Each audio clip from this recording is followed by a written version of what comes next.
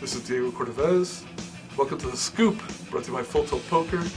My friend Adam Schoenfeld is traveling on assignment for The Scoop, but today we've got a great guest, Eugene Katchalov.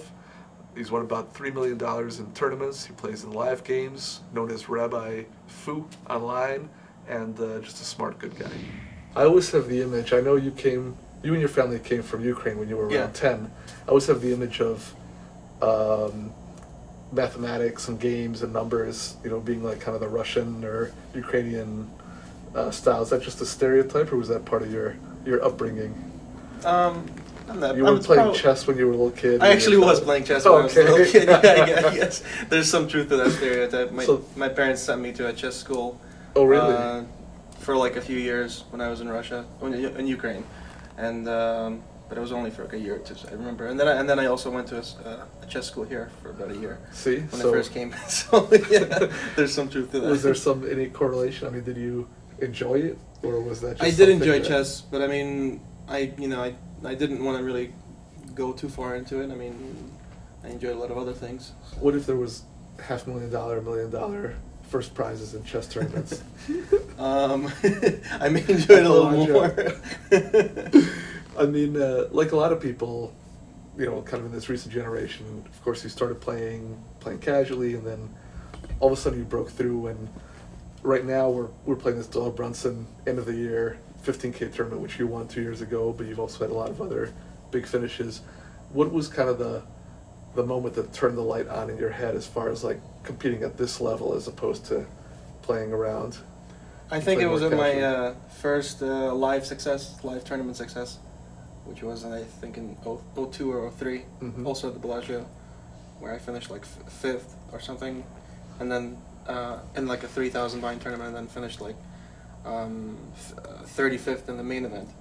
So I think that was kind of like, whoa. But was that, I mean, was there something different where you all of a sudden there was some conceptual breakthrough, or was it just that spurred you on to really work hard and I think that that just gave me reason to believe that it's actually possible to win these, and made me work hard. I mean, definitely my game now is like the complete opposite of what it was back then. It's like not even close. What were the biggest influences then in terms of your game evolving, as in terms of other players or reading or specific players or anything? It was a lot of watching what other people do, trying to understand why they do what they do. I feel like also cash games have helped me somewhat in the deeper stages of the tournament. And in the shorter stages of the tournament, I mean, I think it's just a lot of experience, understanding how to play, depending on how short you are, and depending on who's on your table, who's playing how. When you say, I mean, I agree with you in the sense that watching other players is one of the most underrated ways to really improve. When I started playing, I more or less identified like the couple of players who really were dominating the game and tried to figure out what they were doing every hand, and thinking, at least at the beginning, just imitating them is going to be pretty good. And then really understanding what they're doing will take me to another level. But was there any specific, do you remember like any specific hands or players that seemed to like open up a new way of thinking or something that made a big difference for you?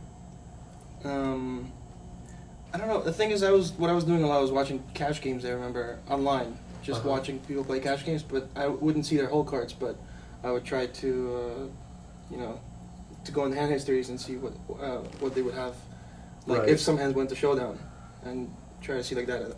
Besides that, I would watch like the big cash games on TV, for example, and just where you get to see all the whole cards. Right. And then those would be really interesting for me if like the top-notch players are playing, just to see, try to figure out why they do what they do. Also, that was big.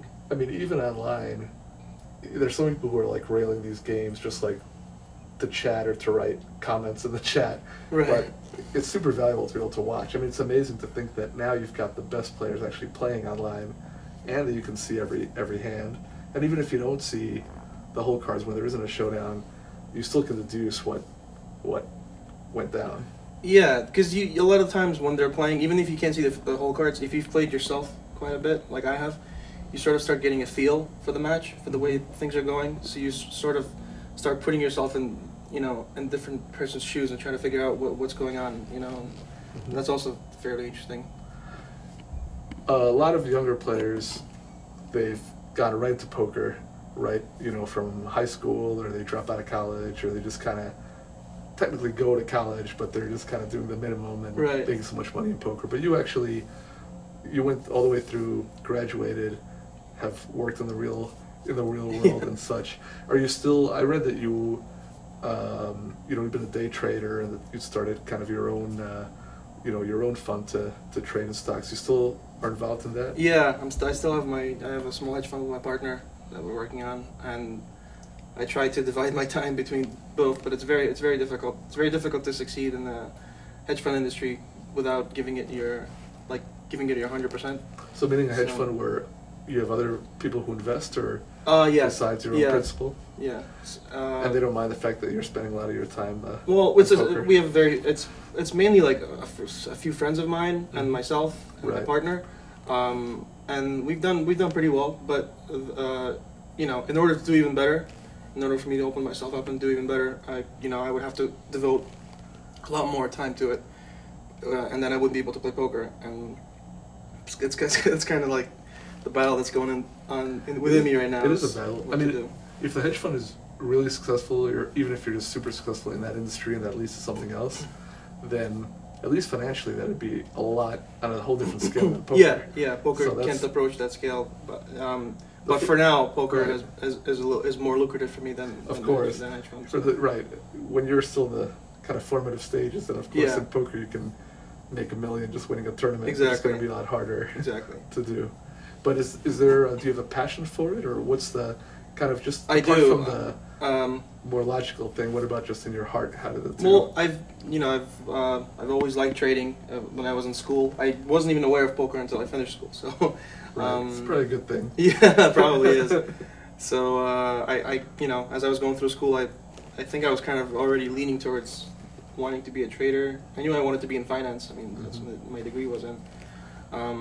So you trade equities primarily? Yeah, I trade equities. So I became a day trader. It's tough to make money at that in the beginning.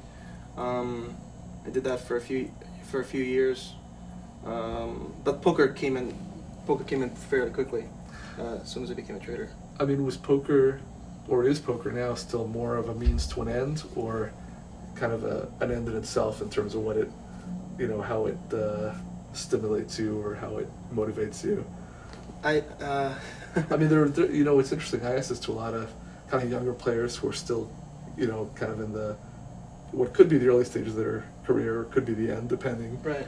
And for a lot, I mean, they have just such a passion for playing and competing that it kind of works together. But for others, really, I'm surprised there's so many players, maybe because there's so many opportunities to play, that players just burn out a lot earlier than kind of in my day. But there are a lot of players who really just dream of playing like crazy and then quitting like in 5 years, or only playing the biggest tournaments but not playing every day. So kind of worried. And you've got a viable alternative. So in terms of your career, so kind of where do you fall in terms of where you see your life developing? I feel like I can quit at any point. I don't have no plans to quit in the next few years. I'm enjoying it a little too much right now, and I've had quite a bit of success. Like I've had a lot of deep runs and very close finishes. So I just want to keep it going. I guess right now I feel like I'm on top of my game right now. So I wouldn't want to quit. So unless I feel like I'm getting off my game or something's going wrong, maybe then I consider quitting and going more into trading. But for now, I'm enjoying traveling a lot. I'm enjoying just competing. Yep. So at least for now, the other is more of a backup, if anything. Yeah. As of now, it's just I'm keeping it going, but I'm not looking to grow in that field until I can devote more of my time to it. Thanks for joining us on The Scoop, brought to you by Full Tilt Poker. We're going to have Eugene back for part 2 next week. Write to us at thescoop@cardplayer.com.